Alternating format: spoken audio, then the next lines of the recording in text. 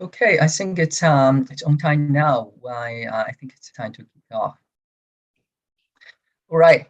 Thanks everyone. Thanks for all the audience, and also thanks for all the panelists that joined today's session.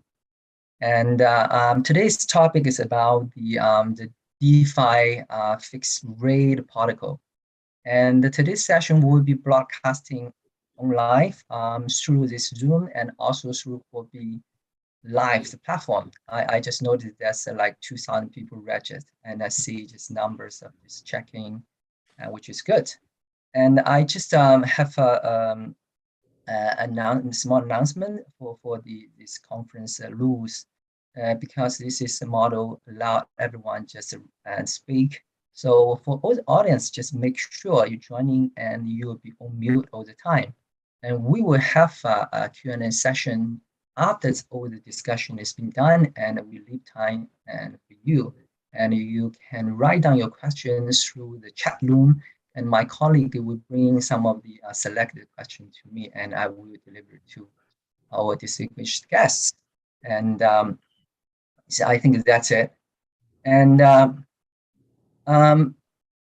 let's just start it. Before we start moving to the discussion, I think it's a good time for me to introduce to all of you our distinguished guests today.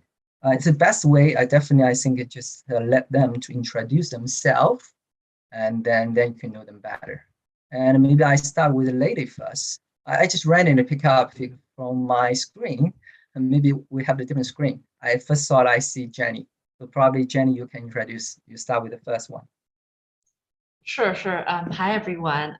Very glad to be here. My name is Jenny. I am currently a Web3 investor with Animoca Ventures.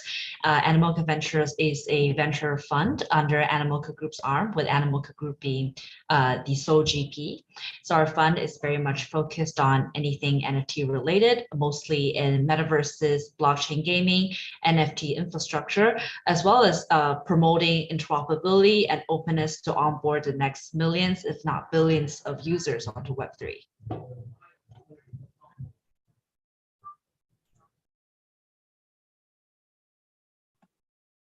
Can't hear you, Romeo. You are muted. Oh, sorry. I unmute myself. Sorry. Let's move to the next lady, Flora Lee. To introduce yourself to the audience.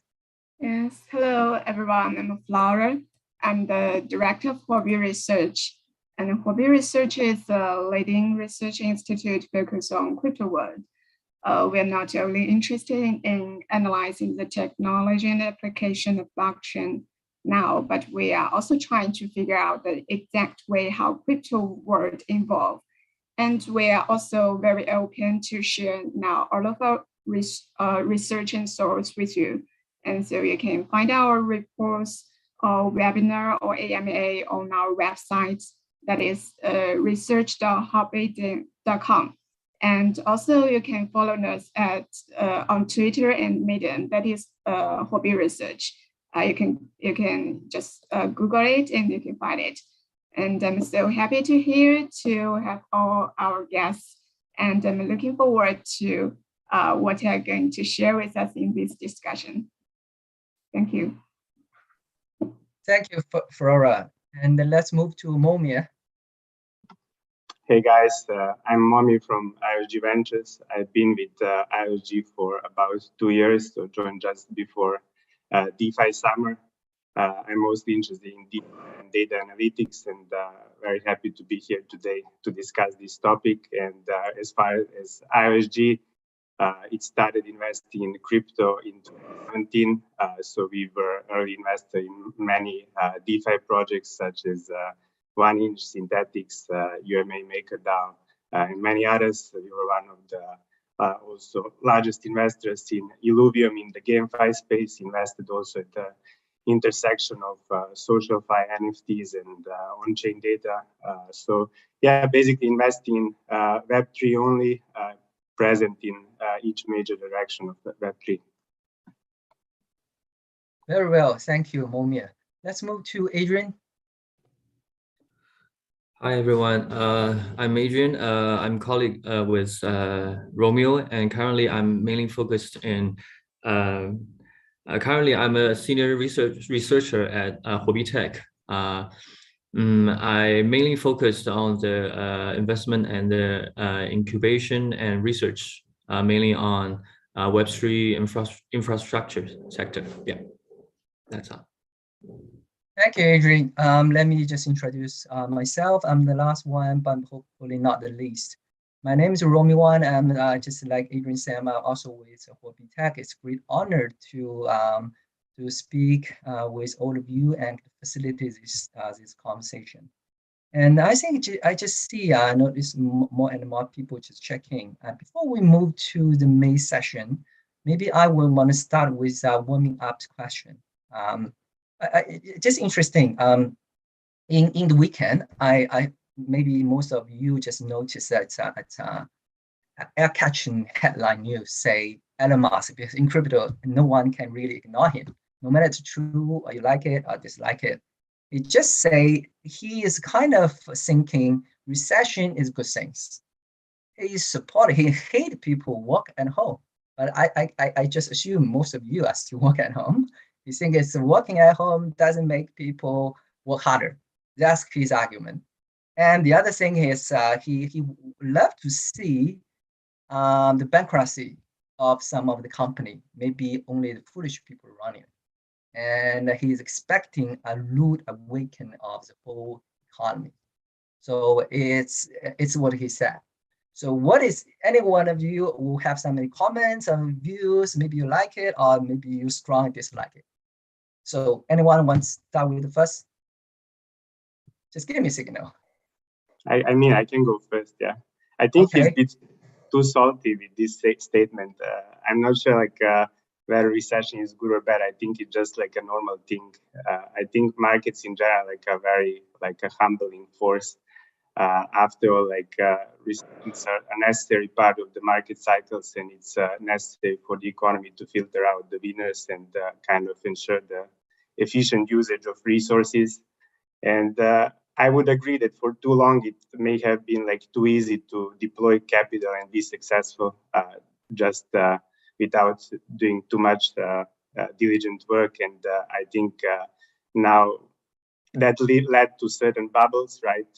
And now it's potentially time for many to pay the price. But I think long term, I would agree with Elon that this is a long-term positive thing, this filtering out of the maybe inefficient actors, and will lead to maybe more productive usage of resources in the future. So you agree because you think it's best to deploy the resources so someone can really use it in a better way, right? Right, but there are several layers in this statement, and we can also comment on this remote work, and I would probably disagree on that as well. But in general, I feel he's a bit too harsh with this statement. All right, cool. So who's the next one who wants to share your views? Thanks, please, Jenny. Sure. So for me, I think that recession definitely is a very painful time, but it can have some positive effects as well, because sometimes during these difficult periods, we see that the valuation of great companies and good builders normalizing, or even at a very attractive entry prices. So as a long-term investor, it's actually really good for us. And also we do think that inefficient business practices and unsustainable business models that rely on heavy cash burn will be flushed out or forced to improve during these kind of times. So that's my thoughts on the recession. In terms of remote work, I agree that he is a bit harsh. I think that the motivation to work hard or doing anything in life is quite dependent on the incentivization, and it differs for everyone. Some people might find that mission-driven incentives are much stronger than pure economic ones, and I think this should be very independent of where you're situated to work. Thank you, Jenny. I just noticed you're smiling when you answer. Yeah, this is a lot of much cheaper valuation project you can look into. So I can see that. Okay, anyone else want to add some more comments? Okay. Yes. What I say, yes. What I say is also focus on the recession, the keyword. I'm agree with Alan that the recession is on the way. Yes, and we all need to prepare for it. And recently, I have thrown an interview for Ray Daniel, the founder of Bridgewater Association, and he pointed out that our economy system situation now is much like the period in 1929 to 1945. In that period, the America suffers its most serious recession, and World War II broke out in that period. And there are two in common between now and in that period, I think. First, maybe there are lots of debts created and a lot of money printed to support those debts. And the second, we saw conflicts occurred now and then in many countries, and due to the growing gap between the rich and the poor. So for every one of us, we need to take into consideration those situations to figure out how to survive in the upcoming hard time. So since we all know we are entering a bear market right now. Thank you, Flora. In crypto, we say we only live in once, but just Redario will say we can witness different times of the economy cycle, just repeat and repeat. That's interesting point. Adrian, do you have any more wants to share? Yeah, I do agree with previous guests, what they said, especially what Jenny said. For me personally, I feel like in the economic area, it's pretty much like what happened during the 30s in the last century, and you see the government, raising their tariffs, and what we've been through is just like what the president hovers during his governance. What happened 70 years ago. So in the economic side, I saw some more conflict, and more what I call it a mutual destruction in the economic area, especially in the trade area. So I don't see it very good for normal common people like us, since the destruction, the hurt is goes both sides, and it hurts the economy around the world actually. But as a Web3 participants, I feel like it's pretty good for us, since we saw the emergence in the Web3 sector, especially after the pandemic and after the decline of the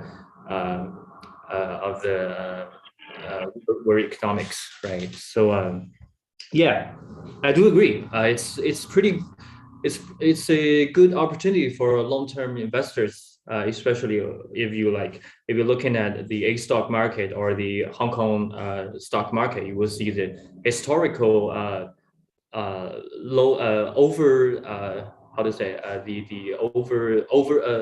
lower valuated market, right? We saw the P ratio is around like four multiples, or the PB ratio under 1. For me personally, I think, yeah, it's a good opportunity for the long-term investors. Yeah. So that's all. Yeah. Thank you, Andrew, and thank you all. I think I enjoy talking with all the researchers. One of the reasons is you always remind me about the history, which I can't remember. So I don't need to remember. Just every time you can tell what happens in 70s, what happens in 45s. So that's really cool things. And I'm happy to see most of you will agree with Elon Musk some of the point. I think which is good things. All right, but let's move to the modern topic, not just living the history. And then now the main topic is about the DeFi fixed rate protocols. And the Huobi Research recently just released a report, funding about this area. So I think now it's time for me to invite Laura. Did I mention to you that if girls pushed me down as soon? Hello. Yep. Yes. Thank you. Thank you. Please mute. Thank you. So now it's a good time for me to introduce Flora to share with all the audience about your findings during this DeFi fixed rate protocols. Now time is yours, Flora. Yes, thank you, Romeo. I'm so glad to share our new analysis reports that is focused on the fixed rate DeFi protocol. As we all know, since the 1960s, fixed rate products have sprung up in the traditional financial market. A fixed rate product is a financial derivative that remains at a constant rate during a loan or note period, regardless to the market rate fluctuation and change in supply and demand. This type of product could not only be more suitable for those investors with high risk aversion, but as well as some traders. As the market is volatile all the time, fixed rate products could be perfect for traders to create more diverse portfolios. Similar to most financial products, the fixed rate products could help investors avoid interest rate.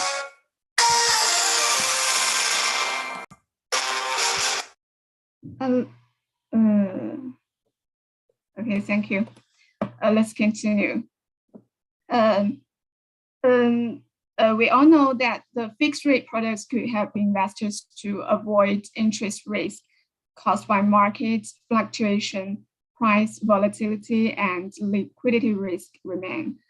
Since the different roles are assigned to lenders and borrowers, market fluctuation could, in different circumstances, produce an gain to the lenders against the borrower, and vice versa.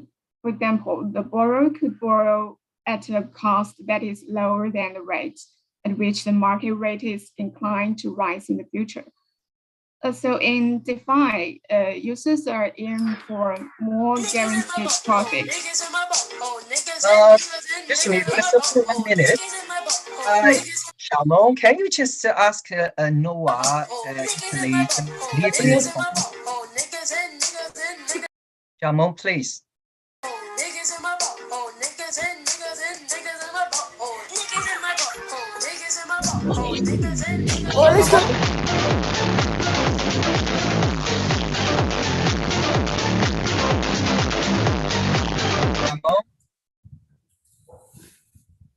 Noah, please just stop doing this, all right? So I'll ask you out this room, all right? I'm asking you out, please. Okay.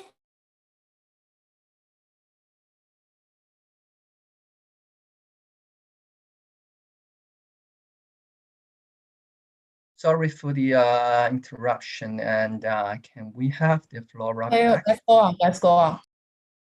Okay, can we have the Flora back? Yeah. I think it's Flora. It's unexpectedly off from this loop, and I think she will be coming back in a very few minutes.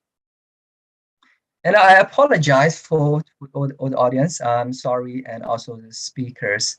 I think we just have unpolited and guests to this room and interrupt a little bit. And no worries. Live streaming is hard. Yeah. All right. Okay. So we still have a few minutes, and as a host, my colleague is checking with Flora to see what happened. But maybe we can start with a question. We also, I think, broad talking about DeFi. Then we come back to Flora's presentation and share the findings.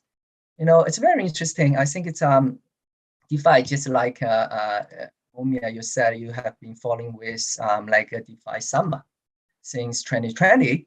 But if any now I think it's the overall market has been changed and cool down significantly. So what changes do you see for DeFi? Or maybe like Jenny, you also can have some related area like a MT5, some area you can share with the audience. So we can still have time to waiting for Flora and listen to your thoughts. Yeah, sounds good. Yeah, I think after the recent events, I would expect like consolidation of activity around Ethereum DeFi, especially after what happened with Terra and some of these alternative funds.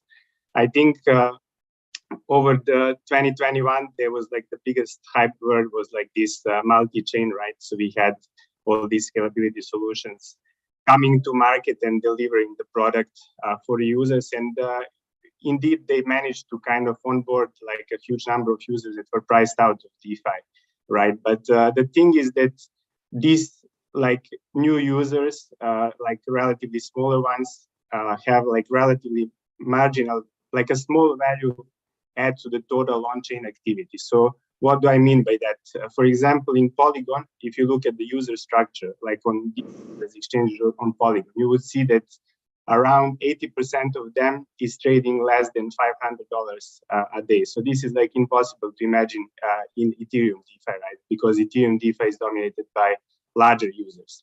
However, like even this like 80% of users, they are generating only 1% of the total volume. So their contribution to the total on-chain activity is very small. And when it comes to the whales, I think they are not compromising on security that much. And after all, they are not that much affected by the high gas fees on Ethereum. So they remain mostly on Ethereum. And I think this perception of Ethereum is the most secure layer one will be even more emphasized in the future after the recent events. And this, even like to connect this also to the interest rates that are the main topic of this talk. For example, if you look at the interest rate, they can also tell you the same story. For example, if you look at Solend on Solana, like USDC interest rates, that Solend is like one of the largest lending protocols of Solana. These interest rates on USDC and USDT are 2 to 3 times larger than on Aave, like Ethereum's version.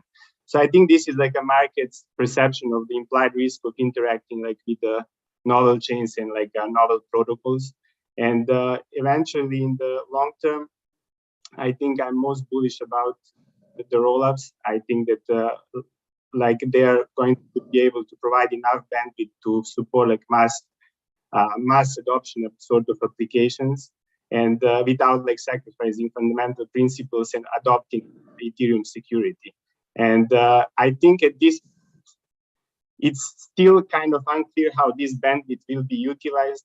The same way like as 20 years or 30 years ago, it was unclear how this internet bandwidth would be utilized. But I think financial applications are one of the kind of most promising applications in DeFi. And I think over here, there was, I was reading recently a book, and it stated like a quote from Vinod Khosla. He was saying that usually kind of revolutionary designs don't come from industry experts, but come from outsiders. So he's stating like the examples of media companies, like the way the media that we know today, the way we interact with it today, it's like not created by legacy newspapers, it's created by internet companies. Like, so I think we are potentially witnessing kind of redesigning of global financial system, but by the group of outsiders, like by people that not necessarily have even like financial background, like a crypto tech nerdy guys. And I think this is like a very exciting. Like indeed, at this point, we might face like some stagnation in terms of innovation, as you mentioned. Like since DeFi summer, it's been it's slowed down, and I think there was a lot of noise in this market, and it seemed like too easy for project developers like to launch fork 1, 2, 3 on Ethereum Killer 1, 2, 3 and like get millions of dollars. And I think now that there is less noise, it will be easier to build and like focus on real innovation. Whether this innovation will come from, I think we need like a new paradigm shift to enable like new innovation, because with the amount of resources that we have, like we kind of utilized these opportunities. And whether this shift will be like a ZK technology, whether it will be like a more diverse off-chain data available on-chain, or it will be like a tamper-proof on-chain data that can lead to more advanced financial applications. I'm still not sure, but we're certainly at a very exciting stage in the history of like this direction. Thank you, Momi. It's quite heavy and fruitful thinking through the past 2 years, and you are still optimistic. But on the other way, it's really good for all the developers. Really, not really rush for the financing, but really focus on the product, what's innovation, and what's the best applications it can be used in real life. And that's made things. I think, and I love your book. Maybe you can share with some of the audience. Probably ask what's the name of the book. You can read. Yeah, that's the book, and I'll get back. Yeah. Cool. Okay, Jenny. Anything new? Probably imagine with a GameFi or NTFi, something like this. So from our VC side, we do see we're predominantly a GameFi fund, but we do have some exposure in the DeFi space as well.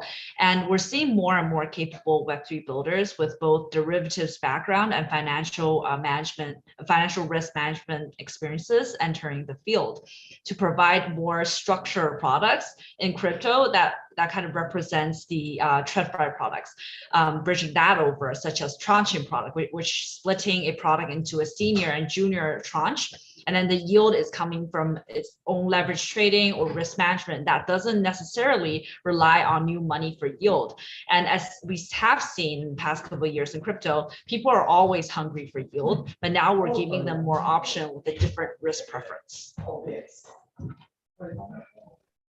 By the way, the name of the book is the Power Law. Power Law. I'm reading that as well. Okay. Oh, cool. Maybe the best sell book by New York Times. We can see the title this year.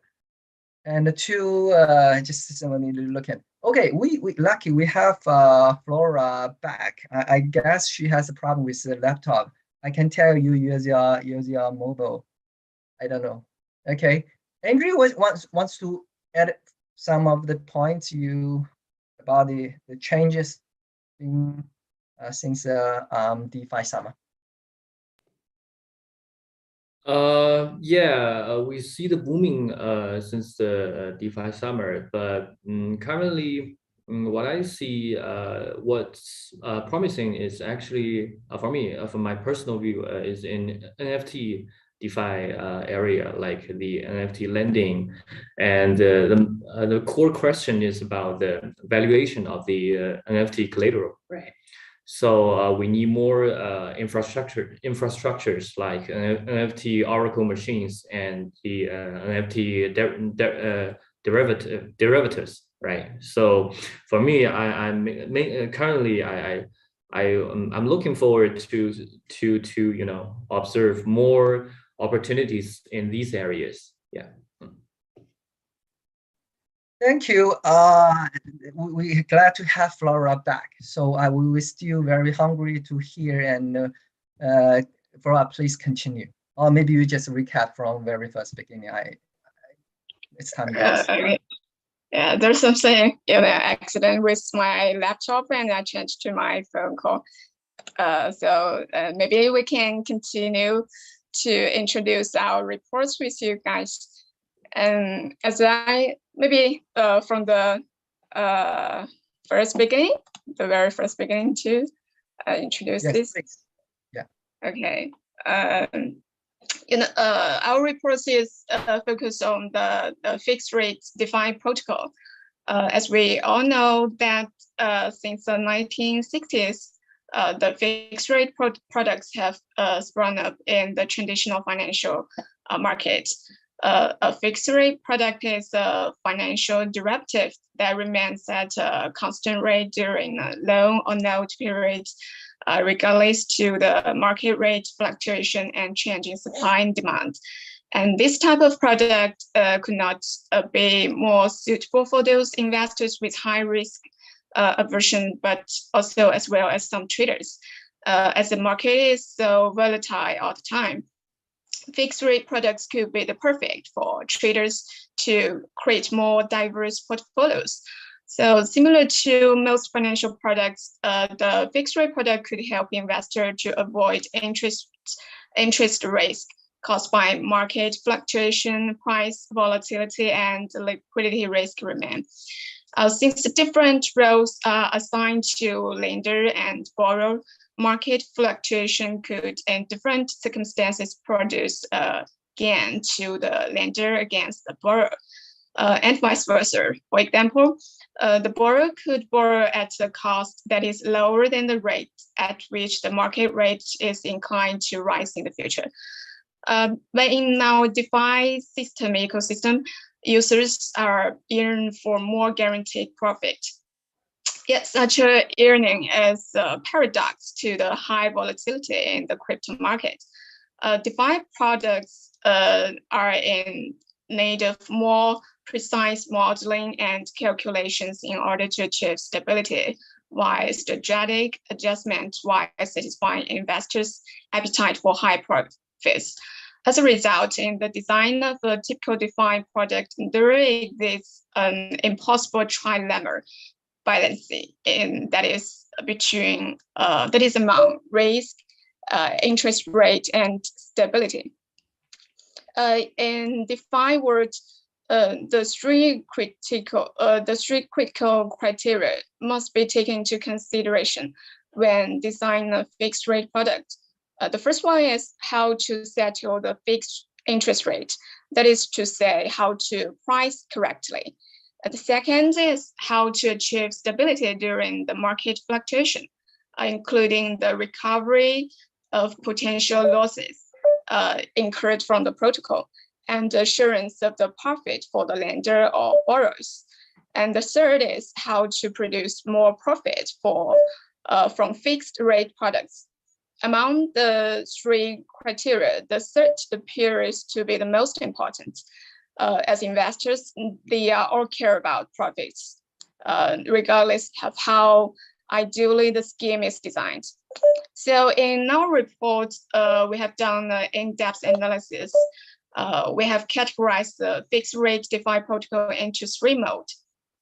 The first is zero coupon bond mode.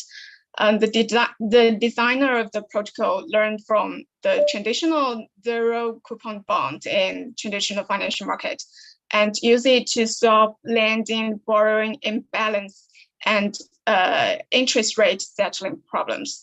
The second mode is separated principal and interest mode.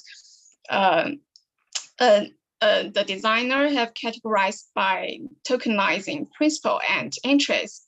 The principal token is put up for sale at a discount, whereas yield token functions to broaden the income spread, yet remains under a liquidation line. The third mode is junior and senior bond. Junior and senior bond is frequently applied in the traditional financial market.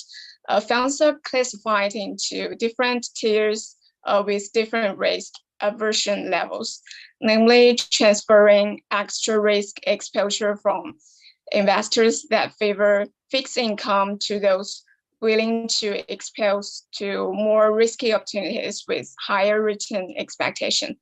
If you want to know the detail of this protocol, how this protocol works, please read our reports. And we have done a very deep research. You can find it in our you can find our reports in our website, that is Huobi Research website, that is research.huobi.com.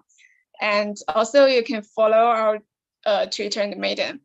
And also I think I can send the link in our chat room to you, so you can find it easily. Yes, thank you. That's all about this reports. Thank you, Flora, for your high-level summary for your report. I do encourage everyone in listen to our program to download the full report. You can went through all these key points. I would really like to follow what Flora said, and also to the other panelists as well. Just like you said, you mentioned about kind of mismatch between the high risk on investor versus this low return, probably stable return from these DeFi protocols. So I think that new traditional FI fixed rate products account for a large share of this traditional finance, right, in the market.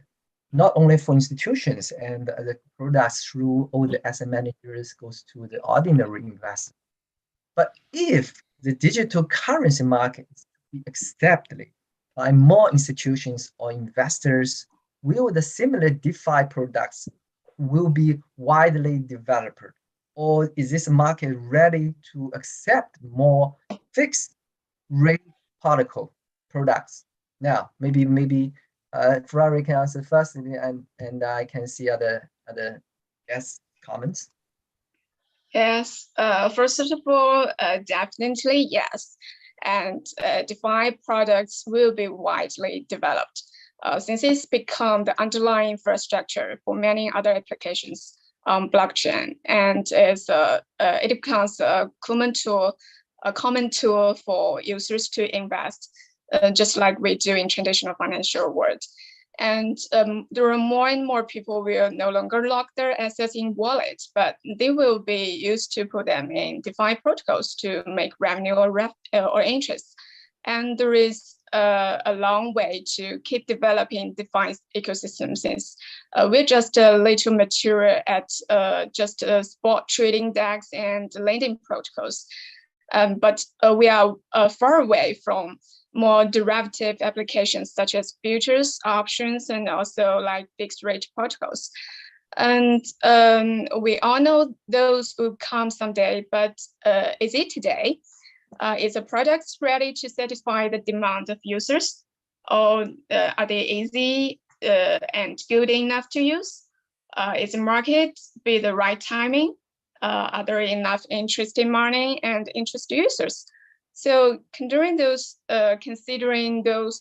factors, right now I think it's a time to build the product, but it's not a good time. It's a very earlier for the industry to burst.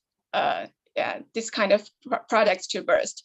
But in the bear market as we are now, maybe there are a growing demand for this kind of products, because we are nature in avoiding risk in uncertainty circumstances. Yes, that's what I thought. Thank you. Oh, I think you just mentioned about the bear market, probably good timing for this kind of fixed income product be more widely adopted by the market. Good. So, Momi, is there anything else you want to add on to Flora's comments? I think in general we are taking like DeFi yield for granted, without questioning fundamental dynamics. It's always assumed it will be there, right?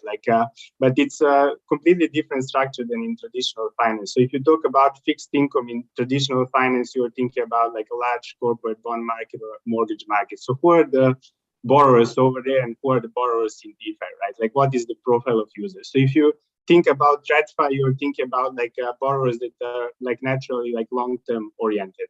And the reason why I'm talking about borrowers is because they are the source of yield, right? They are the ones that are generating yield, either here or in TradFi.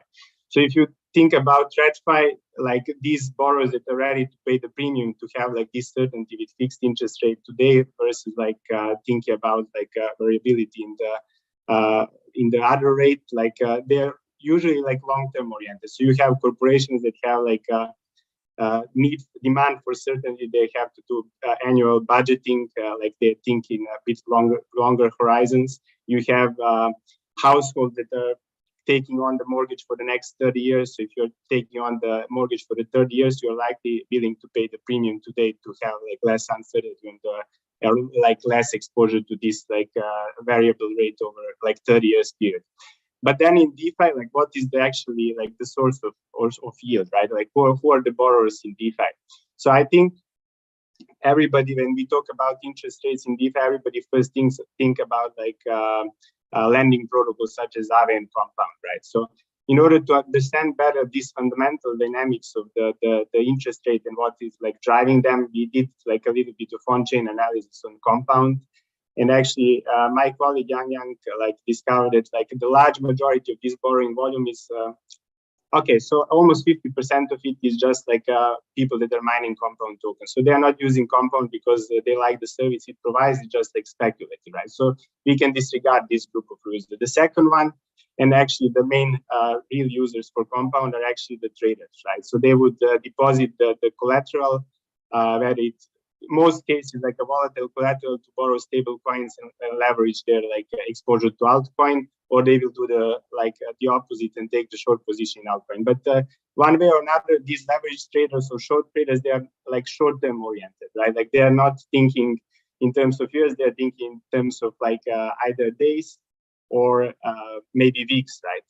So if you are a short-term borrower, like are you willing to pay like a much higher fixed rate in order to get this certainty over a few days? Maybe you don't have that much demand, right? Like for fixed rate, as you would have like in traditional finance, when you have like a long-term borrowers. And interest rate volatility, although relatively high, it's maybe not that high for them to be so afraid of it like over the period of like a few weeks. And after all, like these traders might prefer flexibility, and there are like many alternatives for them to take on leverage. Like it doesn't even have to be lending protocol. It can be like derivatives exchange. It doesn't have to be decentralized. It can be centralized, right? So if the variable rate at some point becomes too expensive, then maybe you would look to kind of restructure your position with some other like venue, whether it's DeFi or like centralized exchange. So I think there are like these like fundamental differences in the two markets, which is why it's very hard to make parallel. And maybe the positive side, like if I sound a bit too negative, like would be, let's say Maple Finance, they show that there is like some interest from these like delta neutral funds that are not necessarily taking directional exposure, who prefer like this, like to have some more certainty on the expense they will be paying, and they are likely doing some basis trading between lending protocol, borrowing rate, and like funding fees on perps. But then there is also an issue that on Maple Finance, you cannot just exit your loan, but you have the fixed term, right? Like this goes with the fixed term, so you cannot just exit if in case the borrowing rates become higher than funding fees you can earn. Like you would probably like to close this position. So there is this like flexibility issue.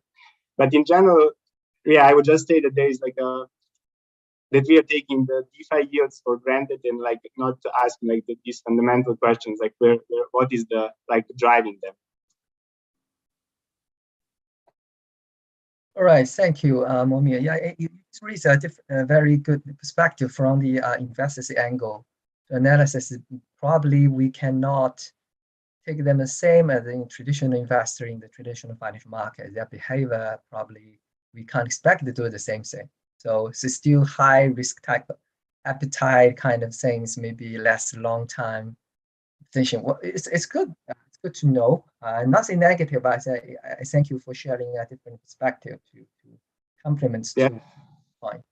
And Adrian or Jenny, any of you will have more things want to add on?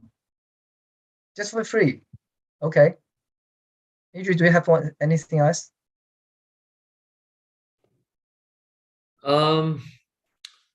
From my perspective, I feel like the fixed rate products is actually in the crypto market. They have been around for a long time.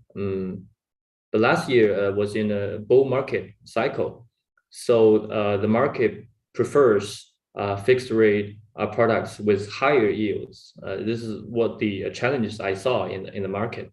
So if looking forward, I will expecting that the providing side can provide a better risk adjusted return matrix. So that since your question is on the entrance of the traditional institutional investors, and the institutional investors have many choices to choose. So if from their side, I will feel like if we can provide some similar products with a better risk-adjusted returns products, I feel it will be more attractive to the traditional investor to come into this market. Yeah. Okay, thank you, Adrian. You were just talking about, yeah, I will agree with you because this market, just like different market, can see institution maybe will dominate by large in some of the particles. So we need to find a breakthrough. Okay, let's move to the next question. We'll be more focused on the demand and also the supply side. Say fixed income, fixed rate products, integrated products with different risk and return. I would say combined with everything, hedge fund, hedge institutions. And the digital asset market seems to have some varieties to choose from, but the supply of fixed rate products is not sufficient, just like Flora said. What is the reason for this phenomenon? I would say it's not sufficiency. And is this low demand of the customer side or lack of innovation from the supply side? What the reason make it? So Flora, do you want to start with it? Yes, I think both the customer side and the provider side that matters. And I think there are two factors I think is the most, maybe the key problem. First of all, just Andrew said, the interest rate is low. Despite the various mode of those protocol, I just mentioned three modes. There are many protocols. And the issue of a low fixed interest rate is commonly seen in the market. The fixed interest rate of stablecoins of this kind of fixed rate protocols is roughly around 1 to 2%. But in DeFi, the major players such as the AVE and Compound, the fixed rate of stablecoins from the two is around 5% to 7%. So that is much higher than the fixed rate protocols. So and those like AVE and Compound, those protocols, the risk management of this been tested by the market, and they have run for a long time. So we can consider this kind of products become the relative risk-free products. So you can imagine that the smart money, they're not interested. As we know, the highest TVL of the fixed rate protocol is only $205 million. That is far away from the TVL in AVE. AVE has 8.7 billion. So that's a lot. Yeah. The second, I think, is because of the intense competition. The fixed rate products is facing competition from professional investors and reputed institutions who usually specialize in building portfolios with various financial products. And competition lies not only with the on-chain lending protocols, but also includes various financial products on traditional finance. So, and those protocols return is much higher, yet less risky. So, furthermore, considering the interest, we can consider the interest hike by the U.S. Fed Reserve. Investors have more choices to make fixed income other than the fixed income protocols on blockchain. So I think those are the biggest challenges for the designer fixed rate protocols, how to improve the interest and how to make the protocol easy and it's safe to use. Yeah, that's my opinion. Thank you. You're just talking about the investors actually have many options. And also the protocol needs to raise their return or yielding to attract this investor into this game. Good point. Any of you from the speakers, just give me a signal if you want to have your thoughts. Mumia, or you want have another perspective to share?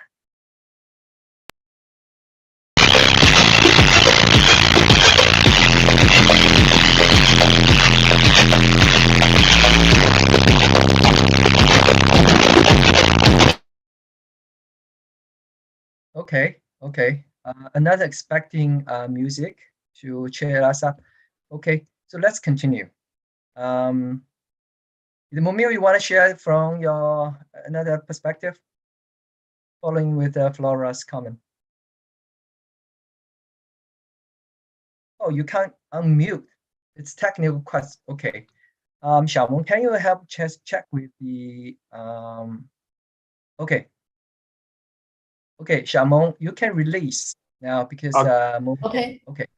It works. I was blocked. Maybe I talked too much for the past answer. No, so yeah, like this time, right? Maybe to start, I was talking about borrowing side last time, so maybe to start from the lending side this time. So yeah, like as a lender on Aave compound, if you're lending stable coins, it seems that I agree. Like I think Flora mentioned this, like yield is like converging to the like risk-free yield, like in the real economy. And because these protocols are like operating on the safest blockchain, and they're also battle tested and considered like close to risk-free, right? But then, like thinking from the lender perspective, you can obtain this fixed interest by going to some of these like interest rate derivative protocols, like Stiegel, Element, Pendle, like where you can split your principal and yield token and sell yield tokens to the market and obtain like the fixed interest. But it seemed that the liquidity on these like yield markets is quite low. So you know, for you to execute a larger transaction, it would have to be like a much larger slippage, right? So in that sense, like maybe why is it that the yield these yield markets have like a very low liquidity?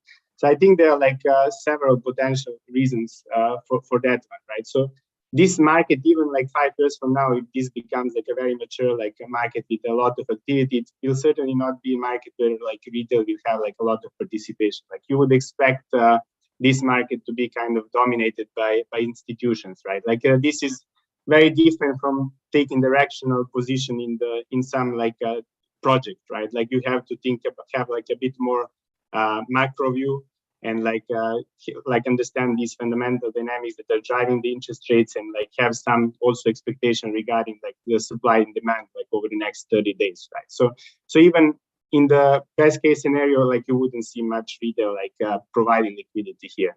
And I think during the past or the bull market, it seems there is consensus that it's over. Like it's for these like crypto traders, it seems that the starting point in their mind was like 100% APY, right? Like so everything below that was considered unattractive. So I feel that interest rate derivatives, like or these like yield products, like where they can take leverage on these, like is not that, it wasn't considered that attractive relative to other opportunities that they have. Like you have many of these like sophisticated funds that are running these sort of on-chain arbitrage, or building liquidation bots where they can get like millions of dollars of profit in like one transaction.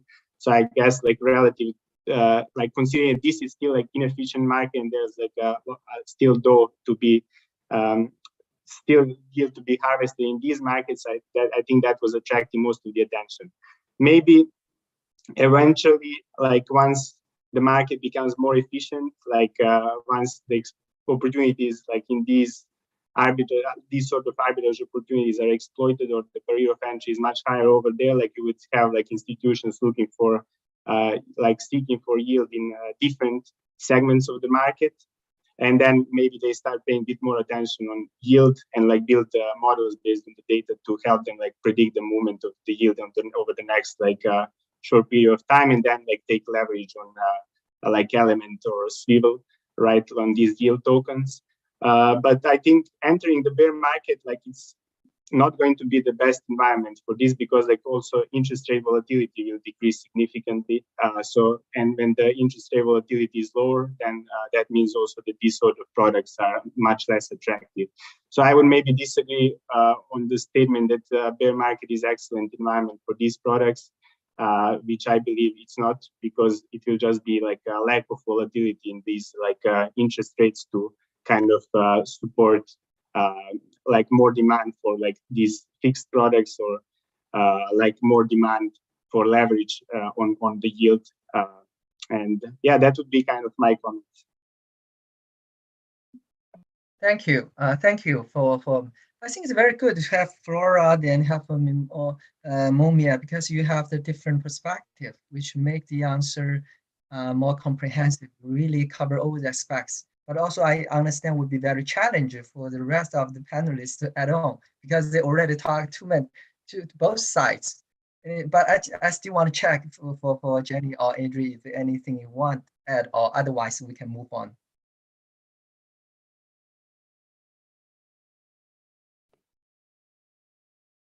Yeah, for me, the providing side, I think there will, the basic question is about the assets, whether the assets can provide, a healthy cash flow. So if a product or assets can provide a healthy cash flow comparing to the traditional financial market, that will consist a paradigm shift in the crypto market. So this is what I'm currently research into. So that my basic thoughts. Yeah.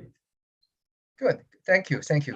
Let's move on. Let's move on for next one, and we're talking about innovation. So what innovations and breakthrough will DeFi fixed income products have?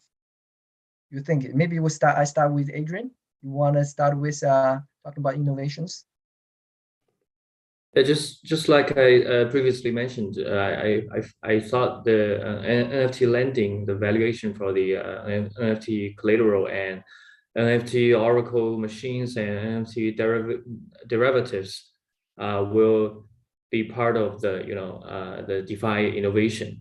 And the second part is about the uncollateralized credit lending. This is the area which I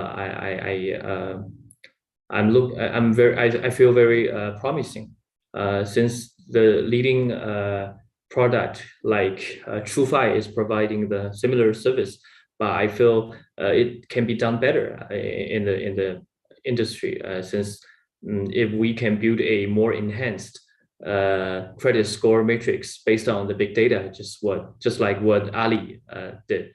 I feel like we can consist a more efficient financial market. So my basic thought on this side is on two sides. It is on two area. One is on the NFT lending. The other one is on the uncollateralized credit lending. Yeah. Oh, I think Jenny wants to comment on this. This goes to you. Thank you. So just want to add on Adrian's notes. So we definitely think this is the NFT lending and rental space is a very it's still very early. There's a lot of issues to be fixed, and we do see a lot of great innovations in the space. Particularly, I think the underlying kind of contract structure, a lot of builders are trying to figure out. For example, recently, we had some feedback that when users locked in, rented out their Bored Apes, they were not able to get the ape coin drop. So the ape coin drop actually went to the person who was renting the ape. So that's a structural issue that could be fixed. And another part is on the over collateralizing part. So I think what Adrian mentioned is very relevant in the space, because a lot of protocols, we're still seeing this over collateralization, and a lot of that is because we don't have a very efficient oracle and because we want to mitigate the risk. But we do see more and more protocols try to innovate on this front to provide collateral-free lending. For example, one of the companies that we have backed called NFT, which was ex-Sandbox team that was building it. They actually have just made live their first uncollateralized lending protocol. So that's quite interesting. Wow, it's cool. It's good things. And Flora, do you have anything more regarding the breakthrough innovations? Yes. Maybe I just focus on the fixed rate protocols. I think there may be three aspects that those kind of products can head in for. The first, as I've mentioned, is pricing, like the low interest remains the headache for fixed rate, and it impedes TVL of fixed rate products from further growth. So the stablecoin interest rates of even compound can be viewed as a risk-free rates in the market, yet the rates provided by fixed rate products appears to be extremely low. So they can only thrive when the fixed interest rate is higher or just below the risk-free rate. That funds will start to give a glimpse on those kind of products. The second, I think, is we could think about integration of more lending protocols on top of these kind of fixed rate protocols. We know that the increase in the interest rate could be achieved by fair pricing, redistribution of profits to participants, and increasing the profit from underlying assets. A vast majority of current mainstream players adopt even a compound as a pool for underlying assets to receive a higher interest rate. And this could attract more lending protocols to the pool. Meanwhile, a larger leverage can be provided for those opportunistic to accompany higher interest rates. DeFi protocols do not perform that well this year. A downward slope has been seen both in TVL and token price.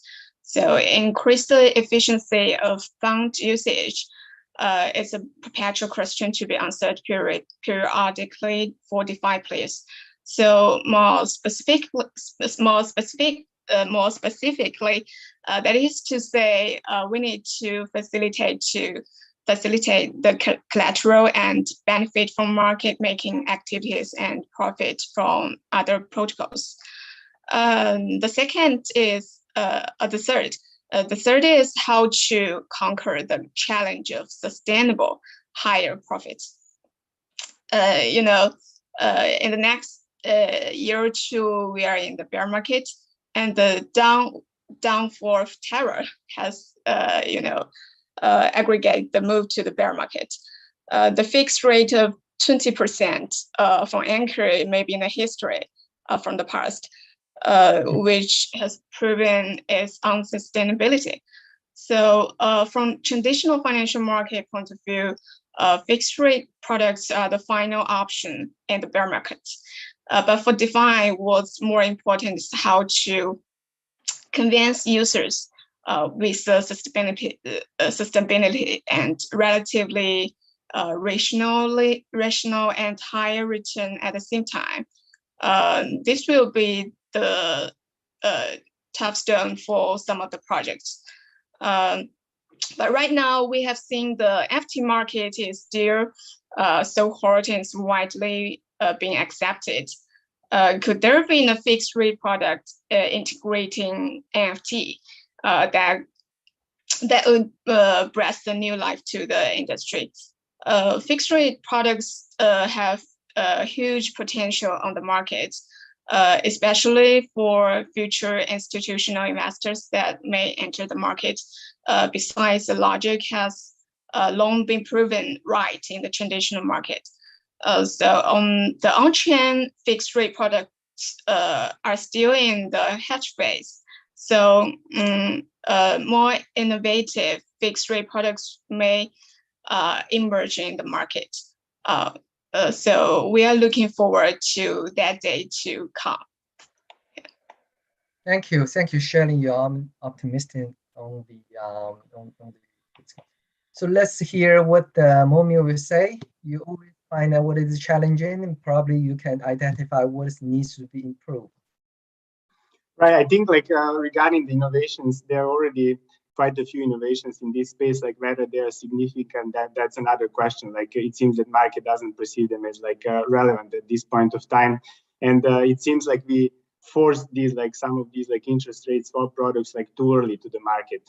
And where I see maybe more organic development of the fixed income products is for these let's call it a DAO bond market. In analogy to the corporate bond market, I think what we see recently developing is this DAO bond market. So for example, until recently, the only way for DAOs or for these projects to raise funds was by via selling the tokens, right? So if you're member of the DAO, if you're likely having like a long-term positive view about this token price, so you're likely going to prefer other ways of fundraising versus like token selling. So debt fundraising, fundraising via debt is something that's developing recently for these DAOs, and especially now that you have like many successful projects that are run by a DAO that already has like a revenue generation. It's better for them to kind of borrow against their future cash flow rather than by selling the perpetual ownership of the project. And I think Soul Finance is doing a lot in this regard. And a few months ago, I talked to them about ideas how to expand this like further. So I think like we would have like many innovative designs over here, like something that cannot be like that easily replicated in traditional finance because of the power of smart contracts and like tokenization of everything. So what we could see, for example, is that you have encoded contracts between, let's say, DAO and investors, where DAO is promising like a percentage of revenue into perpetuity in order to obtain funding. This can also be like a loan agreement. It can also be like complementary to to supplement like a fixed interest rate agreement, like to lower the interest rate to some more reasonable level for the DAO. You can have all sorts of these like experiments, and the best thing is that everything can be written in the smart contract, can be also tokenized as an asset, and can have like instant liquidity, assuming that there is like a secondary market for it. So it can be like a percentage of revenue for the next X years, percentage of revenue until certain X amount is paid out to the investor. And I assume there would be like people much more innovative than I am, like will come out with bit more interesting solutions. And then you would have around this, you would have like credit ratings for DAOs forming, or you would have like on-chain protocols that are deriving credit rating for certain DAO based on the on-chain data, and then this credit rating would kind of affect their like interest rate that they can obtain in these sort of fundraising deals. But yeah, I think recently there was a start of this DAO bond market, and there was a lot of demand from the investors to kind of participate. So I think this is something that is very exciting to follow up on. Thank you. Thank you all. My colleague just forward some of the questions they collected from the chat room or on the other like Huobi Live platform. And so I want to combine with and select some of them and combine with us into my last question. And definitely we also open for more questions. If all the audience be interested, just put into the input into the chat room. I think it's still very broad.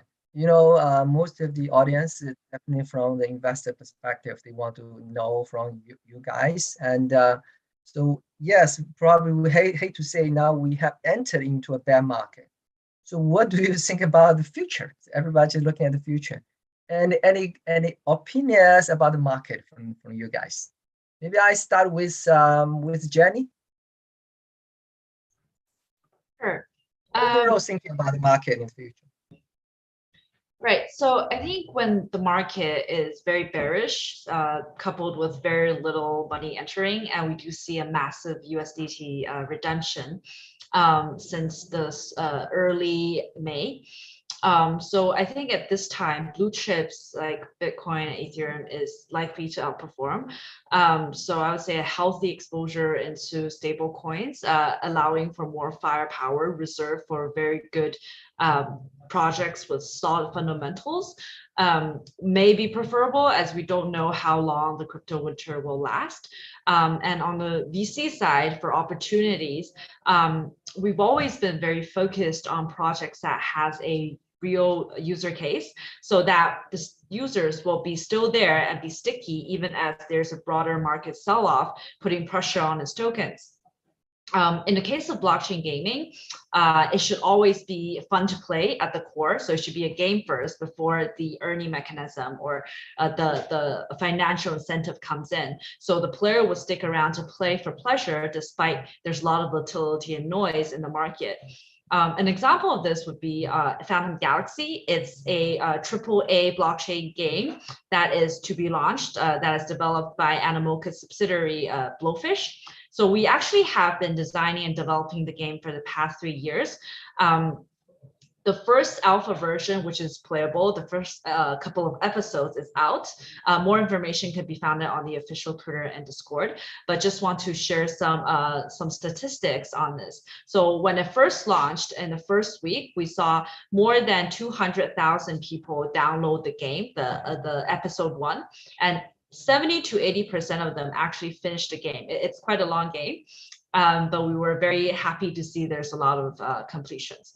So I think going forward, navigating the bear market, will continue to be investing in builders and projects that has a real case, real use case, and has a very clear kind of vision on how to navigate and build throughout this difficult time. Okay, I just want to add one more question from the audience. Say to you, Jenny. You just think definitely Animoca investment in games, and they just checking. Have you recently the company investing in some DeFi projects? It's open for to be announced. Yes. So so earlier this year we invested into a stable coin swap called Wombat. The reason being that we think this is something that's very good for the DeFi infrastructure, and the project is built on the BNB chain. And because BNB chain has a very active user base, and we do believe that this is one of the infrastructure that is quite crucial, and we believe that different projects can then build on top of that. So that's one we did.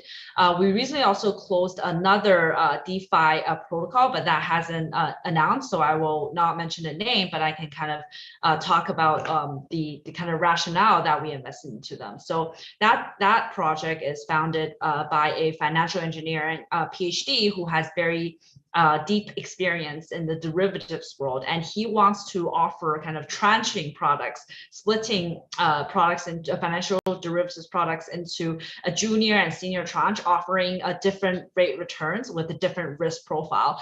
And I think bringing a more kind of TradFi mindset, and again, he's very crypto native, into this Web3 world, gives more options to users. And I think that is also very interesting. And his yield is not coming from new money coming into the pool, but rather as he has a trading team in the background managing risk, arbitraging risk to provide the yield for users. Thanks, Jenny, for sharing. And we're glad to know that Animoca has different portfolios, which is good. And then let's move to the other guests. But just like Flora or Momia and Andrew, you guys are spend more time with DeFi. There's more technical question. I would say specific questions. Say, some of the audience asks, is there any particular investment opportunity in DeFi this year? They all complain about the yielding will be lower down, not just like the summertime, right? But the risk seems to be higher. So what would be your suggestion? And also your outlook for the market in the future? Can I have Momia first? Yeah, so I think it's kind of in human nature to go FOMO when the prices are going up, and now panic mode when the prices are going down. But originally, generally, you would like to be quite the opposite. I still remember when Uniswap was 1 unit token was $40. Like at that time, like FDV was 40 billion. And I remember so many people like sharing Uniswap on crypto Twitter, like even among crypto friends in real life, like. Everybody would suggest go all in, and now like when the Uniswap approaches like $3, everybody's like staying away from it. I think it's very like sometimes funny to observe how like the market reacts to these situations. And at that time, it was kind of clear that it is like a too hot market, right? Like I remember talking to some of the colleagues and about how like how big the drop will be, like when the bear market hits. We were sure that it can go like more than 50%. We weren't like foreseeing like a 90% drop, like from all-time highs, but like it was clear that it will happen, right? Like because it was really too much FOMO. I think now is the time, like that valuations are a bit more normalizing. You also have many fundamentals to analyze for some of these protocols, and you can identify the winners like in each important direction. Not in each, but in like in major directions, I think there are clear winners. And I think during this bear market, like it is a good opportunity to build exposure to these winners at reasonable valuations. I think in the primary markets, I would agree with Jenny, like what she said at the beginning, like valuations are finally getting more reasonable. During the bull market, we have to invest, right? Like because there are so many talented people that are raising and we are accepting premiums sometimes. But now valuations are getting more to the like a fair price.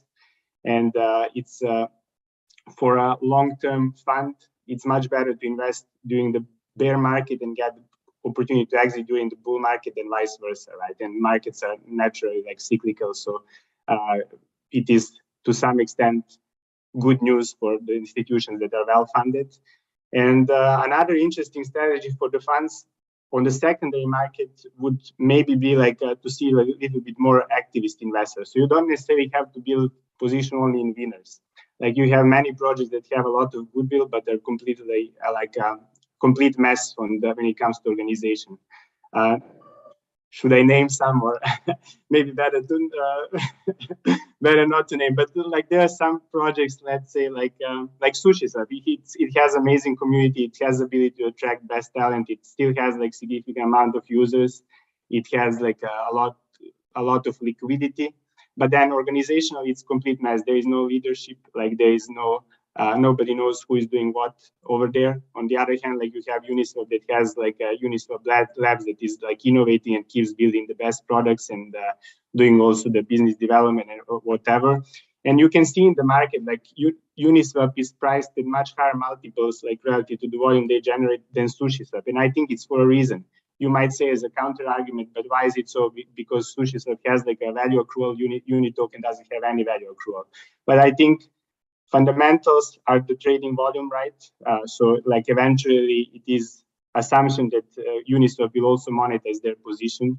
And then when you have like a clear leader with a amazing team that is producing innovation on an annual basis, and when you have like on the other hand like a team of without clear leadership, without clear organization structure, you are definitely like more like realistically going to bet on the winner, right? And I think it's opportunity to, for example, in projects like SushiSwap, if the market allows, if the price is kind of reasonable, to accumulate these tokens and come up with a strong governance proposals to bring like new leadership and kind of restructure the organization, and then like try to converge these multiples towards the market multiples and not to be like priced at the lower multiples than market. This is like a much more challenging strategy and requires a lot of capital, but I think we might be seeing something like this in this bear market as well. Thank you, and thank you also share your view about Sushi and Uni. I think that answers some of the audience question. That's good. Let's move to Adrian.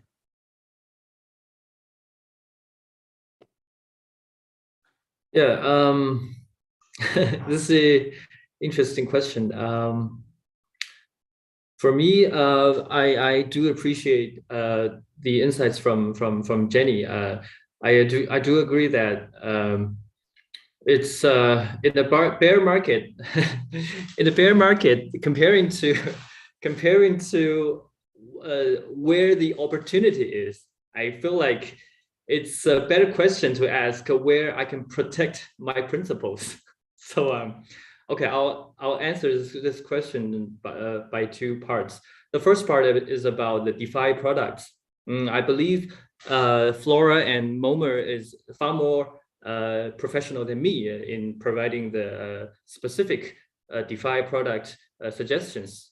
But here I can offer some reminds. The reminder is comparing to the high yield, maybe for the audiences, you can have more time to do some research on where the cash flow generates from, right? The fund in any forms of financial products. In the end, you will need to know in the bottom where is the the cash flow comes from, right?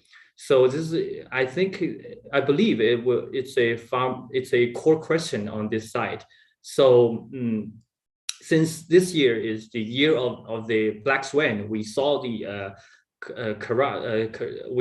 collapse of Terra, of the Anchor protocol. We see that Anchor protocol can provide a very high yield, like 20% APY, right? But it's not the case. the core is about whether it is a Ponzi structure product, or it has a very firm fundamental. It can generate cash flow, right? It's the fundamental question. So it's for the DeFi side.